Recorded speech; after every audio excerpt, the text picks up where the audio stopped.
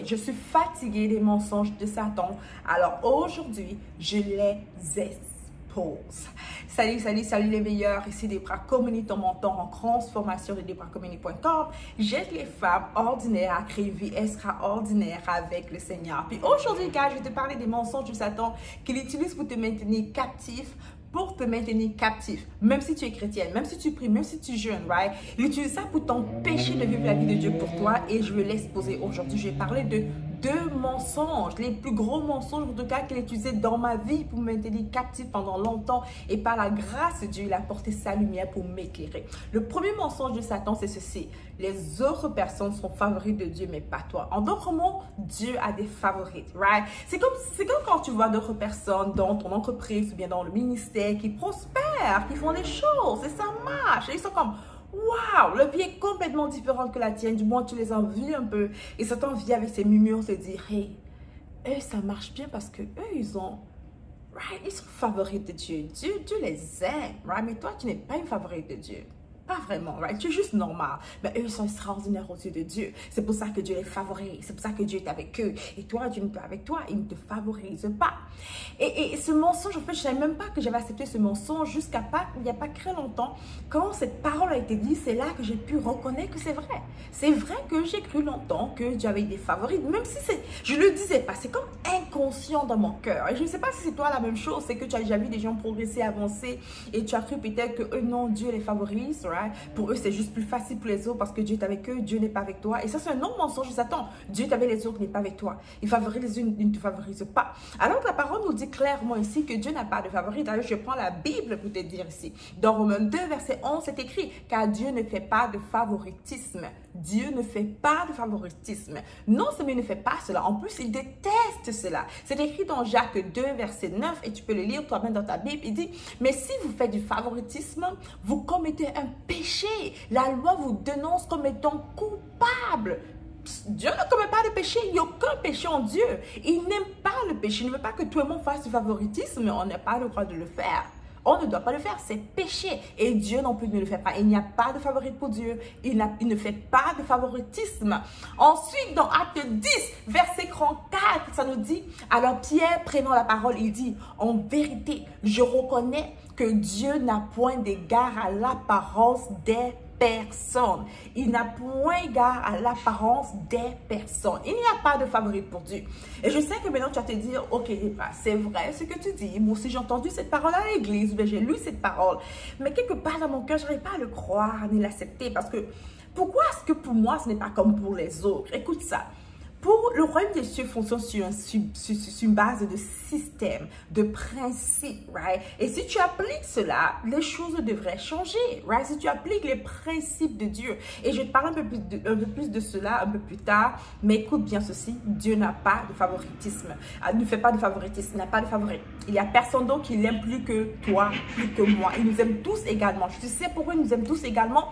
Parce que lorsque le Seigneur nous voit, lorsque Dieu nous voit, il voit Jésus-Christ, il voit le sang de Jésus. Toi et moi, il n'y a rien qu'on a fait pour mériter quoi que ce soit. On ne fait rien pour mériter quoi que ce soit. Mais c'est le sang de Jésus qui parle pour nous. C'est le sang de Jésus qui nous justifie. C'est le sang de Jésus. Le sang de Jésus parle de la même manière qu'il parle pour moi, qu'il parle pour toi. Right? Il te demande maintenant de ta foi pour activer certaines choses. Mais Dieu n'a pas de favoritisme. Un mensonge de Satan. Un autre mensonge que Satan a utilisé pour me malmener pendant longtemps, c'est de me dire, mais Debra, regarde ta vie, tu ne progresses pas.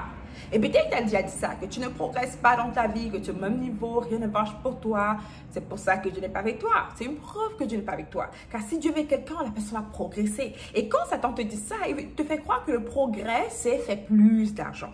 Il te fait croire que le progrès, ce sont les choses matérielles, alors que c'est complètement faux. Ok? Tu peux progresser matériellement, hein, mais spirituellement, tu n'as même pas bougé. Je me souviens d'une parole, que je n'ai pas le verset du coup comme cela. Une parole biblique que Dieu a comme mis un roi sur la peste. Je ne sais pas si tu te rappelles de cela, écrit dans le chat. Il a mis un roi sur la peste, il a dit ceci, que tu as été pesé, right? Et tu as été pesé, tu as été trouvé léger. Right? Le roi qui est riche, cette personne était riche, Mais Dieu a dit, on l'a prouvé léger. Il a été prouvé léger. La paix de Dieu n'est pas la paix des hommes. Le progrès que Dieu espère que tu vois dans ta vie n'est pas toujours, même si c'est bien les finances, c'est bien le côté matériel, mais ce n'est pas que financier d'ailleurs.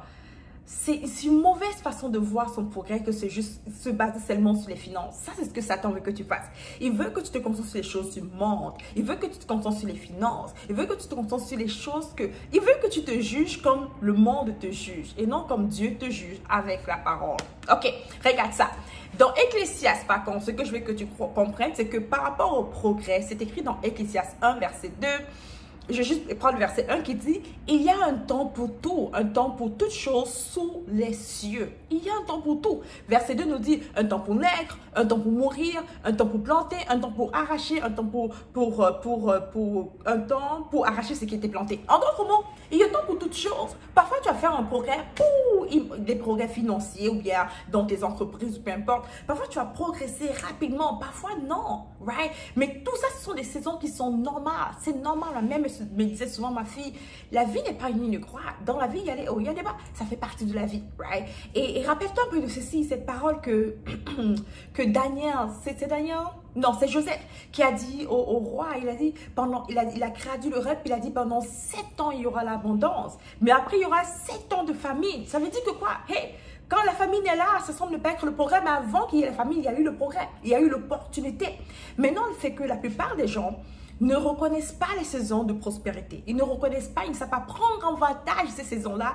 Ou même quand ils prennent avantage des saisons de prospérité, ils ne savent pas comment conserver pour les saisons de famine. Parce que la saison de famine va toujours et toujours arriver. C'est biblique. Il y aura toujours prospérité, chute. Prospérité, famine. Prospérité, famine. Progrès, non, ça fait partie de la vie. Encore une fois, si on parle du progrès financier. Alors, peu importe dans quelle saison tu te trouves ici, si tu es une saison où tu n'as pas l'impression de progresser financièrement, faire beaucoup d'argent comme auparavant, c'est pas grave. Prends le temps maintenant de pouvoir te cultiver, de pouvoir apprendre, travailler sur toi. Ne laisse pas Satan te mentir qu'il n'y a pas de progrès dans ta vie. C'est faux. Il y a plusieurs progrès, peut-être pas autant financièrement que tu l'espérais, mais il y a toujours quelque part, les choses avancent pour toi. Alright. Autre chose que je t'ai partagé, c'est Ecclésiaste 3, verset 11, qui dit Dieu fait toutes choses bonnes en son temps. Satan nous ment, il nous dit que Dieu ne nous entend pas. Il te dit Dieu n'entend pas tes prières. Ça sert à quoi que tu pries encore? Tu as prié hier, il y a 1 an, il n'a pas entendu. Ça sert à quoi? Tu as donné ta dîme, ça sert à quoi? Tu as donné ton offrande, ça sert à quoi? Tu as sémé, ça sert à quoi? Ah, toutes ces choses ne marchent pas. Regarde ta vie. Dieu ne te répond pas. Il répond aux autres. Non. Dieu fait toutes choses bonnes en son temps. Maintenant, il faut comprendre ici qu'on n'a pas un Dieu bonbon. Ok? On n'a pas un Dieu où il faut juste faire des requêtes de prière. Il envoie les réponses. Il nous donne, il nous donne. Non. Dieu est un père. Un père qui connaît ses enfants, qui connaît le besoin de ses enfants et qui travaille de manière active à ce que tu puisses grandir dans ta vie spirituelle. Parce que ici, la terre est extraordinaire. Gloire à Dieu pour cela, mais ce n'est pas notre finalité. Alors notre Père, il travaille de manière très active pour que toi et moi, on puisse grandir dans notre vie, qu'on puisse devenir mature. Et parfois, on passe au travers des épreuves et c'est normal. Et la prière que tu as priée, si Dieu n'a pas encore répondu, la parole nous dit que Dieu fait toutes choses bonnes en son temps. Le temps pour que cette prière soit répondue viendra. Regarde ça. Il y a un beau témoignage que je vais te raconter qui est arrivé il n'y a pas très longtemps dans ma famille. Mon mari, on a fait une application pour quelque chose. Et on a remarqué plusieurs petits blocages qui nous empêchaient de venir à la conclusion de cette application qui était à nos yeux très importante. On a voulu un peu être frustré, ça prenait du temps, c'était un peu bizarre, c'était un peu bloqué, tout le reste. Mais récemment, on s'est rendu compte, on a eu une information qui nous a fait comprendre que si on avait soumis l'application, si l'application avait été complétée, ça nous aurait mis dans des grandes limitations. En fait, c'était une grâce. On s'est rendu compte que c'était une grâce de Dieu. Le fait qu'il y a eu ces blocages, cette difficulté qui a finalement fait qu'on n'a pas pu appliquer comme on devait appliquer, c'était une grâce de Dieu. C'était Dieu qui nous protégeait. Alors, il faut comprendre réellement que Dieu est bon. Ton Dieu est bon. Il fait toutes choses bonnes en son temps. Si Dieu n'a pas répondu encore à la prière spécifique que tu as, ne laisse pas tomber croyant que Dieu répond aux autres, il ne répond pas à toi. Non, fais-le confiance. Sa parole nous dit que celui qui fait confiance en Dieu ne sera jamais déçu.